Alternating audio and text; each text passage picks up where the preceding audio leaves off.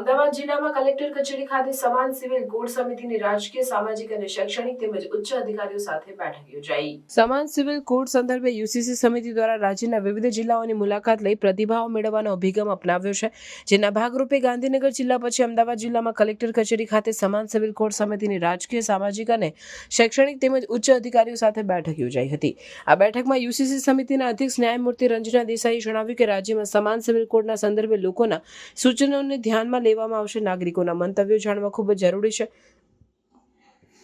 સમાજમાં સમાનતા તેમજ મહિલાઓ અને બાળકોના અધિકારોને કેન્દ્રમાં રાખીને યુસીસીનો મુદ્દો તૈયાર કરાશે। નાગરિકોના મંતવ્યો મેળવીને શક્ય એટલી ઝડપથી સરકાર સમક્ષ અહેવાલો રજૂ કરવામાં આવશે એવું તેમણે ઉમેર્યું। આ બેઠકમાં રાજકીય, સામાજિક અને શૈક્ષણિક આગેવાનોએ લગ્ન, છૂટાછેડા, ભરણ પોષણ, મિલકતના અધિકારો, ધર્મ આધારિત કૌટુંબિક કાયદા, લિવ ઇન રિલેશનશીપમાં મહિલાઓના અધિકારો, નાણાકીય સહાય તેમજ વારસાના અધિકારોનું રક્ષણ, શૈક્ષણિક સંસ્થાઓમાં વિદ્યાર્થીઓ માટે સમાન નિયમો જેવા વિષયો પર યુસીસી સમિતિ સમક્ષ પોતાના વિચારો અને સૂચનો રજૂ કર્યા।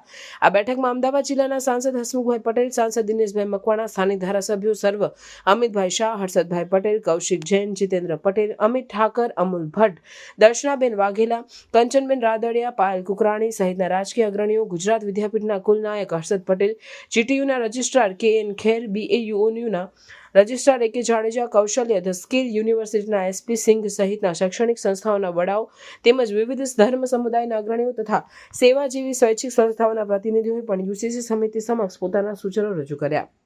આ બેઠકમાં અમદાવાદ કલેક્ટર સુજીત કુમાર, જિલ્લા વિકાસ અધિકારી વિદય ખરે, જિલ્લા પોલીસ અધિક્ષક ઓમપ્રકાશ જાટ સહિતના ઉચ્ચ અધિકારીઓએ પણ પોતાના વિચારો રજૂ કરીને સમિતિની કામગીરીમાં સક્રિય સહયોગ આપવાની ખાતરી આપી।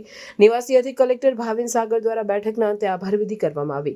યુસીસી સમિતિના અધ્યક્ષ જસ્ટિસ રંજના દેસાઈ સહિત સમિતિના સભ્યોને બેઠકને ફળદાયી ગણાવીને સંતોષ વ્યક્ત કર્યો તેમજ હાજર સૌને 24મી માર્ચ 2025 પહેલા યુસીસીના પોર્ટલ પર પોતાના સૂચનો લેખિતમાં જણાવવા અને આવશ્યક દસ્તાવેજો અપલોડ કરવા અપીલ કરી હતી।